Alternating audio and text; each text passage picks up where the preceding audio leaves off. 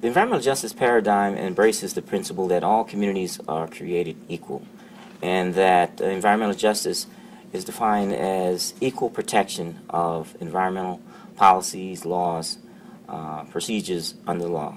We say that no community should be dumped on or poisoned just because it's poor, just because it's physically located on the wrong side of the tracks, or just because it's a community of color.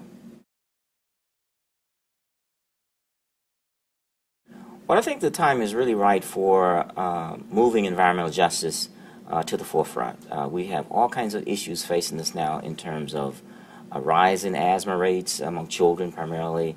We have global climate change, and we have the fact that our health is imperiled. And so because of the converging of the political structure and the election of a new president and a new Congress, I think there are opportunities for us to basically do some things that have been put on hold.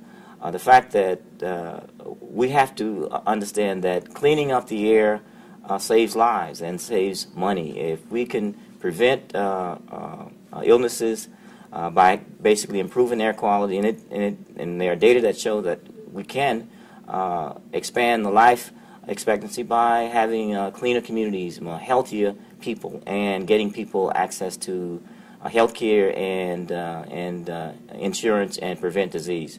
I think it's important that we have a new EPA administrator who understands environmental justice. She understands the fact that we have to prepare for disasters, and we have to do the right thing when it comes to treating all communities the same. You know, the new EPA administrator, her mother still lives in the Ninth Ward in New Orleans, and she had to evacuate her mother. And so understanding that the government has to respond and respond fairly to all communities, and whether they're rich or poor.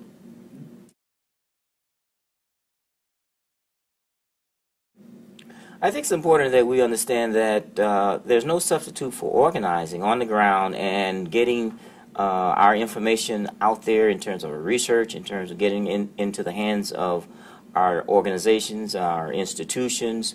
But at the ultimate level, we have to get that information translated into some policy, translated into new regulations and new rules so that we can implement change. And I think there are great opportunities today to really get policymakers to understand that we have to protect all communities. We have to provide resources so that our organizations and institutions can operate in a level playing field. It's not enough just to get in the room. We have to have the information, and we have to have resources to make sure that we can follow through on monitoring and getting our government agencies to do what they're designed to do. If it's an environmental protection agency, they should be in the business of protecting. If it's the housing and urban development, they should be in the business of providing housing. And if it's health and human services, they should be providing health. And so when we talk about these government agencies, there is a role for government, and I think that role should be using the leverage and the resources to make us a more healthy, a more sustainable, and a more livable society. That's what environmental justice is all about.